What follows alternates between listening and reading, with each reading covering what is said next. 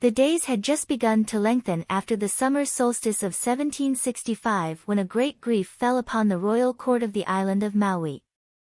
Kamehamehanui, the king, had died very suddenly at Wailuku, which had been his favorite place of residence, and his brother and successor, Kahekili, had removed his court to Lahaina. The bones of the dead king had been carefully secreted, the customary mourning excesses had been indulged in, and many new apportionments of lands had been made in accordance with the bequests of the deceased Moi and the will of his successor. Kamehamehanui was an amiable sovereign, but his reign was not as successful as that of his father, Kekaulike. His right to the scepter had been contested by his brother, Kauhia, and he was secured in it only through the efforts of Alapainui, the king of Hawaii. Subsequently Kalaniapu, the successor of Alapainui, wrested from him the district of Hana and the celebrated fortress of Kauiki, and retained possession of both at the time of Kamehamehanui's death. The lands of the district might have been recaptured, perhaps, but the fortress commanding them was well nigh impregnable, and Hana remained a dependency of Hawaii. Kamehamehanui's political wife was his half-sister Namahana, with whom he had 2 children, but as both of them died in their infancy, his brother, Kahekili, succeeded him as Moi of the island by common consent. After the death of his brother, Kahekili at once removed his court to Lahaina, where the customary period of mourning was concluded. It was while the members of the royal family were still in mourning at Lahaina that a distinguished stranger suddenly landed, with a number of personal attendants, and presented himself at court. His double canoe bore the ensign of an alii, and his garb and bearing showed him to be of the higher nobility. His age was perhaps 30 years, although he looked somewhat older. He was over 6 feet in height, and well proportioned. His face was handsome, and his hair and beard were closely cropped. He was clad in a maro and short feather mantle, and around his head was bound a single fold of yellow kapa. By a cord of hair was suspended from his neck a palaoa, or carved whale's tooth, and his left wrist was ornamented with a bracelet of curious shells. He was courageous, courtly, and in his best moods agreeable and captivating, and was a splendid representative of the rude chivalry of his time. As he stepped ashore and proceeded to the royal mansion, way was respectfully made for him, even as a stranger of distinguished bearing, and his name secured him admission at once to the presence of Kahekili, who welcomed him to Lahaina, and set apart ample accommodations for himself and lodgings for his attendants. Who was this stranger? He was no common chief who would have thus presumed to present himself at the court of the Moi of Maui and expect the courtesy of royal entertainment. 2 generations before Lanoakahapu, who had peacefully inherited the sovereignty of the western side of the island of Kauai, while the noted Kuli, of Oahu, retained possession of the remainder, paid a royal visit of state to the windward islands of the group. His blood was of the best in the archipelago, and his equipment and retinue were brilliant and imposing. He embarked with a number of large double canoes, the royal kaulua being over 80 feet in length, and was attended by a company of skilled musicians and dancers. He also took with him his chief navigator, priest and astrologer, and a corps of personal attendants in keeping with his rank. In turn he visited Oahu, Maui and Molokai, where he was entertained with distinguished honors, and then set sail for Hawaii, of which Kiwi was then king. Touching at Hilo, he found that the royal court had been temporarily established in Kau, and thither he proceeded, to pay his respects to Kiwi and his beautiful but volatile wife and half-sister, Kalani Kalalaiawi. He was becomingly received and entertained by the royal couple, and spent some weeks in the enjoyment of the festivities arranged for his amusement. The result was that the queen became enamored of the handsome Kauaian king, who was duly recognized at once as one of her husbands.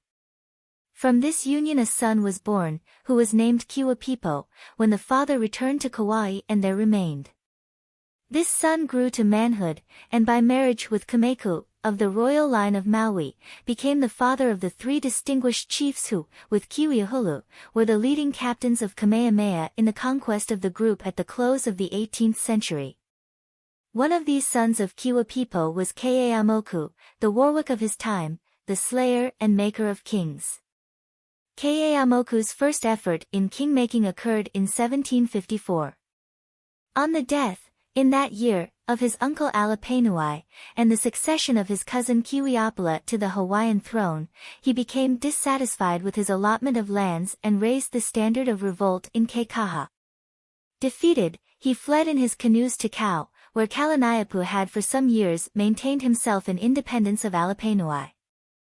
Joining their forces, they marched northward, defeated and slew Keeaumoku in Kona, and Kalaniapu, who was the grandson of Kiwi and had a valid claim to the sovereignty, was proclaimed Moa of Hawaii.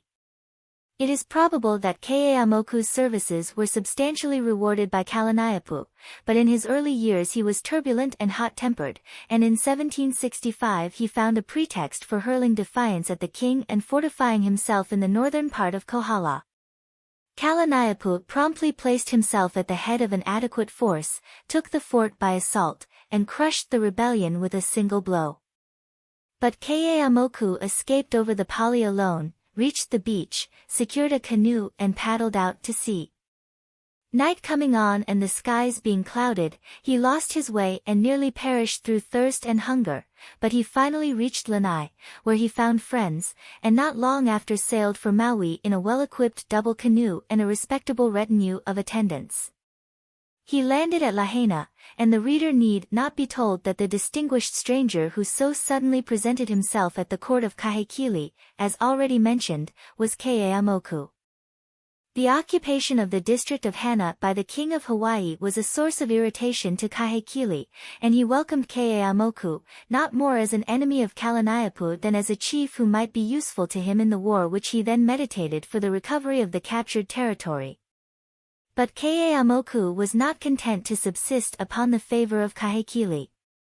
In his veins ran the blood of kings, and his pride rebelled against a life of dependence, however attractive it might be made for him. But he was without available lands or revenues, for his rebellion against Kalaniapu had deprived him of both, notwithstanding his inalienable landed rights in South Kona, and he began to cast about for the means of raising himself again to the dignity of a landed chief. His eyes soon fell upon the comely Namahana, widow of Kamehamehanui. To her belonged the fair and fertile lands of Waihehe. But she was the inheritance of Kahekili, whose purpose it was to accept her as a wife at the end of her period of mourning. This must have been known to KEEAUMOKU, who was thoroughly acquainted with royal customs of his time, yet he paid such court to the sorrowing dowager, and so sweetly mingled his protestations of love with her sighs of grief, that she became his wife without consulting with the Moa. Kahekili was naturally enraged at the union, and was about to manifest his displeasure in a manner dangerous to KEEAUMOKU, when Namahana retired with her new husband to her estates at Waihehe. Kahekili's first impulse was to follow and slay them both, but as Namahana was popular with the nobility, and Kahekili had not been in power long enough to be quite sure of the fealty of the chiefs, he discreetly concluded to leave to the future the punishment of the offending couple. Taking up his residence at Waihehe, KEEAUMOKU enlarged and beautified his grounds and buildings, and established a petty court of princely etiquette and appointments. He was fond of display, and soon attracted to Waihehe many of the more accomplished young chiefs of the island. The mother and two of the brothers of Namahana attached themselves to the household, and a number of Molokai chiefs, despoiled of their lands by the king of Oahu, became his retainers. He had carefully trained bands of musicians and dancers, and his entertainments were frequent and bountiful.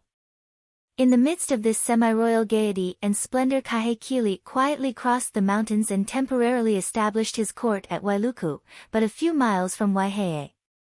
He had heard of KEEAUMOKU's royal style of living, and desired to learn from personal observation whether it was inspired by an innocent love of display or designs more ambitious. As KEEAUMOKU had rebelled against two successive Hawaiian sovereigns, and boldly seized the widow of a king in the very household of her royal claimant and protector, Kahekili had reason to regard him with suspicion, and a week's stay at Wailuku, during which reserved courtesies had been exchanged between them, convinced him that KEEAUMOKU was a dangerous subject. But how was he to be dealt with? He had committed no act of treason, and an assault upon him would not be sustained by the chiefs. In this dilemma Kahekili resorted to strategy. He induced Kahanana, a resolute warrior and subordinate landholder of Waihehe, to embroil KEEAUMOKU in a difficulty with his own people. To this end Kahanana complained, probably without cause, that he had been frequently neglected by the servants of KEEAUMOKU in the distribution of fish after fortunate catches, and urged his grievance with so good a showing of sincerity that many of his friends stood prepared to espouse his quarrel. This done, he armed himself for battle, and, the following night, killed 3 of KEEAUMOKU's laborers. Being attacked in return, he was at once supported by a party of warriors secretly detailed for that purpose by Kahekili, and a general fight resulted, which lasted in a desultory way for 3 or 4 days. In the end, however, KEEAUMOKU and his party were overpowered and compelled to seek safety in flight. KEEAUMOKU and Namahana, with her mother and 2 brothers, and a considerable following of chiefs and retainers, escaped over the Eka mountains and embarked for Molokai. But Kahekili was not content with the escape of KEEAUMOKU from Maui. He resolved to destroy him, and soon after invaded Molokai with a large force. KEEAUMOKU and his allies met the invaders in war canoes as they approached the shore. A desperate sea fight followed, which was continued long into the night by torchlight, but KEEAUMOKU was again defeated, and with difficulty escaped to Hana with Namahana and her relatives. This placed KEEAUMOKU beyond the reach of Kahekili, for that district of Maui was still under Hawaiian control, but in escaping from one enemy he was compelled to throw himself upon the mercy of another. He was hospitably received, however, by Mahahalelema, the governor of the district, and was so far forgiven by Kalaniapu as to be permitted to remain under the protection of the fortress of Kauiki, where for some time, in the shaded valleys at the base of Haleakala, he found a respite new to his turbulent life. In a secluded valley within sight of the fortress of Kauiki, with a few devoted friends and attendants, KEEAUMOKU and his family lived unmolested and almost unnoticed for several years. It was a season of peace between Hawaii and Maui, and KEEAUMOKU spent his days in dreaming of wars to come, and political changes that would place him again in a position more consistent with his rank. He made spears and battle axes, and laid them away. He constructed canoes and housed them near the neighboring beach. He loved his wife, who was content to share his exile, and when, in 1768, a daughter was born to him, KEEAUMOKU felt that the gods were smiling upon him once more, and took courage. It is said that the child was born with a yellow feather in her hand, a symbol of royalty, and she was named Kahumanu and tenderly cared for. In 1775 Kalaniapu, king of Hawaii, suddenly appeared in the district of Hana with a considerable force, and began to ravage the neighboring lands of Kaupo. Kahekili promptly met and repulsed him, however, and he returned to Hana and abandoned the campaign by re-embarking with his shattered army for Hawaii. KEEAUMOKU took no part in the brief struggle, and was disappointed that nothing decisive had been accomplished. The death of either of the 2 sovereigns engaged would have been to him a signal of deliverance. But he was not disheartened. He knew the war would soon be resumed on a grander scale, and found partial contentment in the hope that it would result in changes favorable to his fortunes. Exasperated at his defeat, Kalaniapu spent nearly 2 years in preparing for a crushing invasion of Maui. In honor of his war god, Kaili, he repaired and put in order 2 heiaus, and instructed his high priest, Holoi, to maintain continuous religious services, and exert his highest powers to accomplish the defeat and death of Kahekili. He landed with 6 heavy divisions of warriors on the southern coast of Maui, but was defeated with great slaughter in the neighborhood of Wailuku, and compelled to sue for peace. With him were the 2 brothers of KEEAUMOKU, Keeaumoku and Kaminawa, who attended the young Prince Kiwalo in his visit of conciliation to Kahekili after the battle. Kalaniapu returned to Hawaii with what remained of his army, and the next year again invaded Maui, and for several months carried on a desultory warfare with Kahekili in the several districts of the island. He was assisted by the governor of Hana, and was able for some time to maintain a foothold in Hamakualoa and elsewhere. KEEAUMOKU offered his services to neither side, but remained a quiet and almost unobserved spectator of the hostile movements which at intervals convulsed the island, and sometimes swept past the very door of his exile home in Hana. The proper time for him to act had not yet arrived, and years of solitude had schooled him to patience. It was during this campaign that Captain Cook, the celebrated English explorer, arrived off the coast of Maui with the 2 vessels under his command, exhibiting faces that were new to the natives, and ships which seemed to be the ocean palaces of their gods. This was in November, 1778. In January of that year Cook had touched the group for the first time. He had landed at Kauai and Niihau, and had now returned from the Arctic seas to winter among the Hawaiian Islands. Abandoning the fruitless war, Kalaniapu returned to Hawaii with his invading army. During the campaign of the year before he had been assisted to the extent of a battalion of warriors by Kahahana, king of Oahu. Among the followers of the Oawanwa at that time was the celebrated poet and prophet Keaulumoku. He was a native of Nahaku, in the Hamakua district of Hawaii, and was distantly related to Kahekili, being a son of a cousin of Kekaulike, the father of Kahekili. From his youth he was dreamy and psychologic, and spent his time in roaming among the hills, watching the stars and listening to the music of the ocean. Some years before he had become attached to the court of Kahahana, and had followed that sovereign to Maui in 1777. He remained on the island after the return of Kahahana to Oahu, and the year following, when Kalaniapu again invaded Maui, the poet was found among his household. Although but 62 years of age, in appearance Keaulumoku was much older.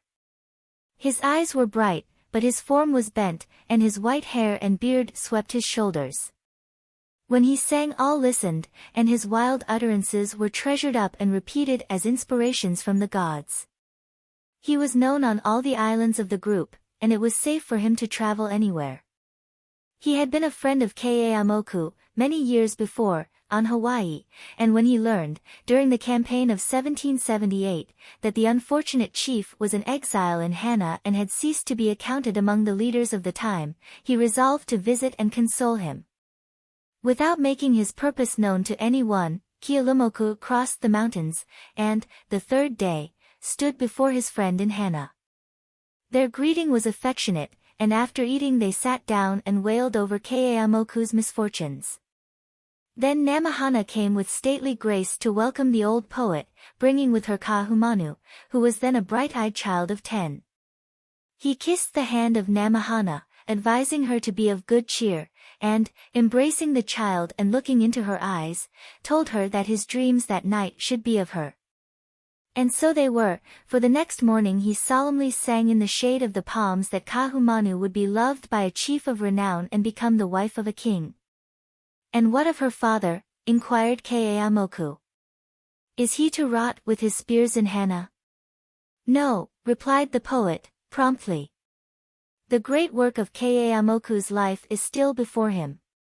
He will become the slayer of princes and maker of kings. One have I already helped to royal honors, returned the chief, doubtingly, and by his favor I am stifling here in Hana. Another and a greater is still to follow, in whose service KEEAUMOKU will die in peace, answered the poet. Who is the coming hero? Inquired the chief. You will not mistake him when you meet, was the evasive reply.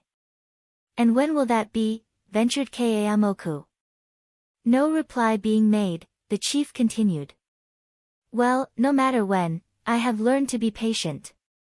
The predictions of the poet extended no farther, but his words cheered the heart of KEEAUMOKU, and when he left for Lahaina the next day, grateful eyes followed his footsteps far into the mountains.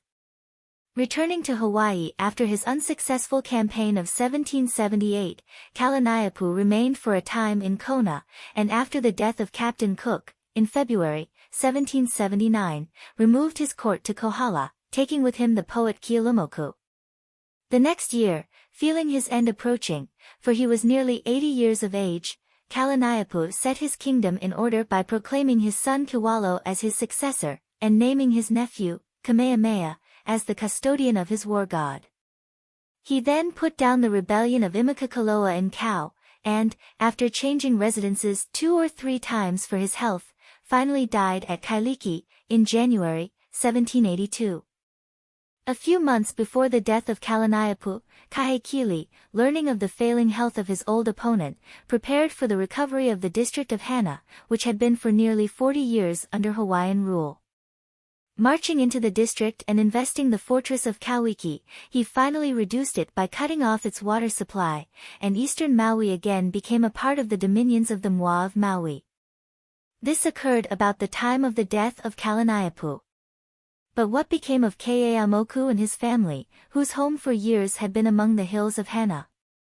Learning of the meditated invasion of the district, and unwilling to trust himself to the mercy of Kahekili, KEEAUMOKU fled with his family to the almost barren island of Kahoolawe, where he lived in seclusion until after the fall of Kauiki and death of Kalaniapu, when he boldly returned to Hawaii, quietly settled on his old and inalienable estates at Kapalilua, in South Kona, and awaited the development of events, which he plainly perceived were rapidly and irresistibly tending toward widespread revolution and disorder. For more than 15 years he had heard the clash of arms only at a distance, and he yearned for the shouts of battle and the music of marching columns. The mourning for Kalaniapu continued for many weeks, and rumors unsatisfactory to the Kona chiefs were afloat concerning the new Moa's proposed division of the lands subject to royal apportionment. Preparations for the burial of the bones of the deceased king were finally completed. In double canoes, one of them bearing the corpse of his royal father, Kiwalo set sail with a large party of chiefs, warriors, and retainers for Honaunau.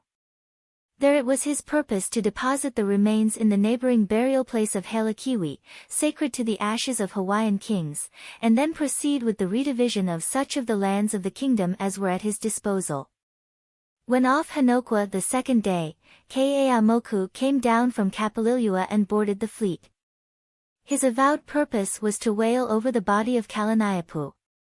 His return to Hawaii had become generally known, and Kiwalo regarded with a curiosity not unmixed with suspicion the warring and impetuous chief, who had been first the friend and then the enemy of his father, and who had suddenly emerged at a critical moment full-armed from the obscurity of years. What was the object of KEEAUMOKU's visit to the mourning fleet? Was he anxious, on the eve of stirring events, to behold the face of the young king, remembering the words of Keaulumoku, "You will know him when you meet"? Perhaps. But, whatever may have been his original purpose in visiting the fleet, when he left, in keeping with the turbulent instincts of his life, his thoughts were aglow with projects of rebellion. Hastening to Keihaha, where his brothers, Kamiamoku and Kamanawa, with Kamehameha, Kekuhapio and other chiefs, were in council, KEEAUMOKU informed them that the destination of Kiwalo was Kailua, which place he would proceed to occupy after depositing the royal remains at Honaunau. This information, he declared, was given to him by one of Kiwalo's attendants. Not doubting the truth of KEEAUMOKU's story, and believing it to be the purpose of Kiwalo to occupy the entire district of Kona, which embraced lands not subject to royal disposal, the assembled chiefs moved with their followers and occupied quarters in the neighborhood of Honaunau. KEEAUMOKU now became a leading spirit in the events which rapidly followed. The funeral cortege landed at Honaunau, the remains of the dead king were ceremoniously entombed at Halakiwi, and Kiwalo ascended a platform, and to the assembled chiefs proclaimed the will of his father. In the divisions of lands that followed, the Kona chiefs were not consulted, nor does it appear that they were additionally provided for, and KEEAUMOKU had little difficulty in persuading them that they had been treated with intended disrespect and hostility. In an interview with Kiwalo, Kamehameha was coolly received, and the disaffected chiefs began to prepare for battle. They selected Kamehameha as their leader, and for some days there was a vigorous mustering of forces on both sides. An attack was finally made by the rebellious chiefs, and a battle of some magnitude ensued. KEEAUMOKU was again in his element. His voice was heard above the din of battle, and his famished weapons drank their fill of blood. Entangled with his spear, he fell upon the rocky ground. Several warriors rushed upon him. 2 of them attacked him with daggers, while a third struck him in the back with a spear, exclaiming, "The spear has pierced the yellow-backed crab." Kiwalo, not far distant, witnessed the encounter, and called to the assailants of KEEAUMOKU to secure his palawa, or ivory neck ornament. The attention of Kaminawa was attracted to the struggle, and he sprang with a few followers to the assistance of his brother, driving back his assailants. At that moment Kiwalo was struck in the temple with a stone, and fell stunned to the ground. Observing the circumstance, KEEAUMOKU crawled to the fallen king, and, with a knife edged with shark's teeth, cut his throat. With the death of Kiwalo the rout of his army became general. The victory made Kamehameha master of the districts of Kona, Kohala and Hamakua, while Keeua, the brother of Kiwalo, held possession of Kau and Puna, and Kiwamali declared himself independent of both in Hilo. KEEAUMOKU's brilliant part in this first of the battles of the period for the sovereignty of Hawaii established him at once in the favor of Kamehameha, and raised him high in the esteem of the distinguished chiefs whose valor ennobled the closing years of barbaric supremacy in the group. The old temple of Puukohola had been partially rebuilt, and a noted seer had predicted that its completion would give to Kamehameha the undisputed sovereignty of Hawaii. The temple was hastily finished, and Keeua was invited to a conference with his opponent at Kauai, with the view, he was led to believe, of peacefully settling their differences. Nearing the shore of the place of meeting, where he saw and exchanged greetings with Kamehameha, he was about to land when KEEAUMOKU met him in a canoe and treacherously assassinated him, and his body was taken to the newly completed temple and sacrificed to the war god of his betrayer. Keeua was a brave, noble, and magnanimous chief, and the apologists of Kamehameha have not succeeded in relieving him from the odium of KEEAUMOKU's cowardly act. He was the half-brother of Kiwalo, and his death left Kamehameha the master of Hawaii. Truly, as predicted by the seer, had KEEAUMOKU become the slayer of princes and the maker of kings. But his work was not yet completed. Kamehameha was the sovereign of Hawaii, but the conquest of the group was still before him. Every circumstance, however, conspired in his favor. Kahekili, the warlike king of Maui and conqueror of Oahu, died in 1794, and a rupture had occurred between his successor and Keio, the Moa of Kauai. Everything being in readiness, early in 1795 Kamehameha invaded Oahu with a mighty army, defeated and subsequently captured and sacrificed to his war god King Kalanikupule, and shortly after received the submission of the Moa of Kauai, thus becoming the acknowledged master of, and for the first time in their history consolidating under one government, the several islands of the Hawaiian group. The prophecies of Keaulumoku have all been fulfilled. KEEAUMOKU, the slayer of princes and maker of kings, died peacefully as governor of the Windward Islands in 1804. Kahumanu became the wife of a king, and died as chief counselor of the islands in 1832. The temples of the Hawaiian gods were destroyed immediately after the death of Kamehameha, in 1819, and but a tenth of the number of natives found on the islands at the close of the last century are now left to sing of the achievements of their ancestors, who first made their home in the group when the Roman Empire was falling to pieces under the assaults of northern barbarism.